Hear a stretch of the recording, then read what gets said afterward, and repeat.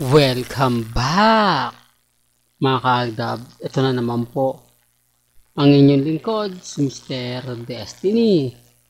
At magbibigay po tayo ng pinakamainit na update po ngayon sa social media. Ito yung pinaka-latest na mga kaganapan. Itong video to na papanood nyo kay Alden na kung saan nagkaroon po sila ng Zoom.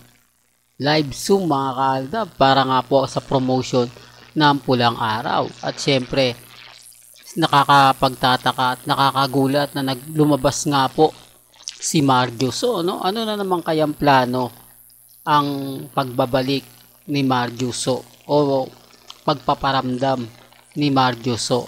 Ito po yung bagong manager daw ni Maine Mendoza, mga kaaldab, na kung saan humahandle nga po kay Maine Paul Carson. Kung totoo to o kung tinanggal na po ba siya, hindi po natin alam. Masyadong sensitibo yung mga bagay na ganyan.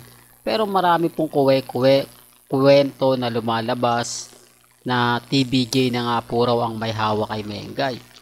Well, siguro pwedeng totoo, pwede rin hindi. Pero ang huli pong balita ko, mga kaaldab, hindi pa po lumilipat sa TV5. Eto nga po yung manager niya na pinalit nga po kay Rams David. Kaya nga sabi ko sa inyo, may mga bagay-bagay po na mahirap nga po talagang ipaliwanag, mahirap nga po talagang sabihin, ikwento, lalo na nga po sa mga taong kumbaga nagkakaroon ng issue. Hindi po ba? Sa mga hindi nagtatanong, si Marjuso, hindi naman po talaga yan close ni Maine. Naging close lang po niya yan dahil po kay Nikki. Well, konting feedback lang po o throwback, mga kaaldab, kung bakit isa po ito sa nakabumuo rin po ng Sarsuela. Ito po ay kumbaga empleyado ng ABS-CBN na kung saan kinuha nga po itong ninang kay Mati, mga kaaldab, na kung saan nga po naging kumare niya si Nikki, na binigyan nga po ng trabaho si Catalan. Yung asawa nga po yan ni Nikki na maging cameraman sa ABS-CBN. Alam to ng mga R-Main at mga Main fanatics. Doon po pumasok si Congressman Arjo Atayde. Malapit po daw kasi sa pamilya Atayde etong si Marjuso. Normal lang kasi kumbaga ABS-CBN di po ba? Alam niyo naman po kapag sa ABS-CBN marami mga artista ang kumbaga magkakilala na. Sa tagal po ni Marjuso sa ABS-CBN at sa tagal na nga po ni Ibyang, talagang masasabi mong halos magkakilala na sila lahat. Tapos hindi pa po lumipat etong si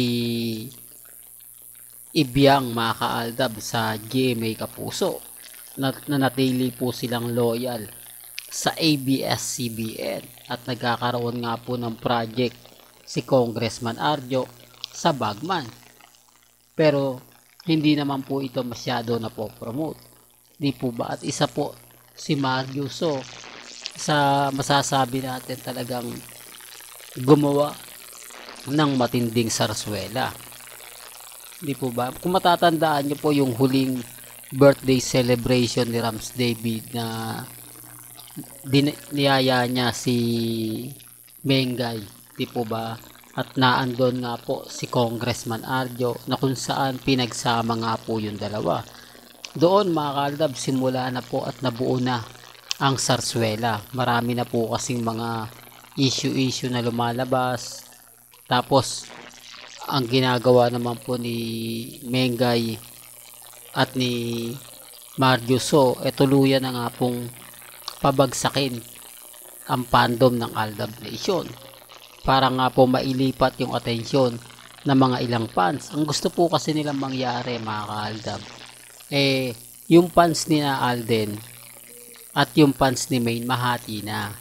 Kumbaga kapag nagkaroon ng karelasyon si Alden, yung fandom ng Aldab mahati na. Billion po o million po, di po ba? 41 million ang nagmamahal sa Aldab Nation. Going 42, sabihin na natin, 42 million. Yung 21 million mapupunta sa fans ni Mengay. Yung 21 million mapupunta sa fans ni Alden Richards. Ibig sabihin, mas bobongga po at masaangat ang karir ni Alden Richards at ni Maine Mendoza. Pero hindi po kasi yun ang nangyari. Although sabihin natin mayroon pong mga fans na umayon din. Pero karamihan po ng mga fans na natiling Aldab Nation na hindi po nila ine-expect. At siyempre wala po talaga makaka-expect na ganun nga po yung mangyayari. Kasi kumbaga hindi po ganun yung kinalabasan eh. Di po ba? Ang kinalabasan nga po ay nanatili ang iba o nanatili ang Aldab Nation sa Aldab. Ang problema po nila, hindi nila nagawang hatiin po ba? Yun ang isa sa rason kung bakit nga po ba nahirapan si Mardius So at buong ABS-CBN o ang GMA na hatiin ang Aldab Nation. Hindi po katulad ng iba ng mga panahong mga kasikatan ng ibang artista na kapag ka nawala po yung love team nila, nahati, napupunta sa iba. Kaya ang sabi ko sa inyo, may mga bagay-bagay po mga ka-Aldab na talaga naman pong hindi rin kaya ng panahon o dinidikta ng panahon. Kaya nga po nagulat na naman po ako dahil ipinost ito ni Mardius So po ba? Bakit kaya? Ano kaya ang pahiwatig sa mga bagay-bagay na ganito? Na kung saan napakatagal manahimik. Ganito rin po ang mga post dati ni Rams David noong mga panahong magre-resign na siya kay Mengay. Yung tipong magpapaalam muna siya sa social media o sa showbiz. Siguro mga ka-Aldab, mamamaalam na rin to sa showbiz, no? Alam naman po natin at hindi naman lingid sa inyong kaalaman na iilan na lang po ang artista sa ABS-CBN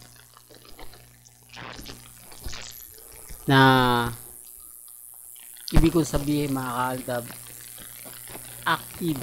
Kasi karamihan po wala na, di po ba? Karamihan po kumbaga lumipat na sa ibang istasyon, kaya mabibilang nyo na lang po ang mga artista na hinahawakan po ng ABS-CBN. Kaya nga siguro mga ka-Aldab, wala na ring hawak na artista si Mardius So. Siguro kaya nagpaparamdam, kaya nga po ang laki ng ipinayat, no? Hindi mo ine-expect na pumayat ng husto si Mardius So. Yan ay base po sa nakikita nyo po ngayon. Latest to baka sabihin na naman ng iba, nako, hindi naman ganyan yung itsura niyan eh. In-edit na lang yan ni Mr. Destiny. Remind ko lang po sa inyo, hindi po tayo mahilig mag-edit. Never po tayong kumbaga gumagawa ng mga bagay na ganyan. Alam niyo naman po sa channel ni Mr. Destiny kung ano lang po yung latest, kung ano po yung trending. Although nagbibigay ako ng mga throwback video, nagbibigay ako ng mga video na matatagal na, at least masaya tayo. At least yung pinapakita ko na yung totoong naganap, totoong nangyari, at hindi ko po ini-edit yon. Hindi po katulad nila ang daming edited video na lumalabas. Ang daming mga edited na kung saan talagang wala naman pong katotohanan. Ginagawa lang po nila para sa mga fans. Pero yung fans, tuwan-tuwa. Ginedit nila yung hello, love, goodbye. Tapos yung mga latest ngayon. Akala naman ng iba, totoo. Kaya nagpe-fiesta po sila. Well, hanggang dito na lang po ang ating latest updates. Kaya kung gusto nyo pa po ng pinaka-latest at sariwang update, abay tumutok lang po kayo dito po sa channel ni Mr. Destiny para updated po kayo sa mga latest at sa mga bagong video po na ilalabas po natin maya-maya lang. Kaya kung bago ka lang sa channel na to, isa kang true-blooded Aldab Nation na nagmamahal kina Mengay at Soy, tama po ang channel na pinuntahan mo, kaya consider na po kita bagong subscriber. At huwag mong kalimutang i-share ang mga video po natin sa mga mami, sa mga tita at sa mga senior. Hanggang sa muli, salamat po sa panonood at pakikinig.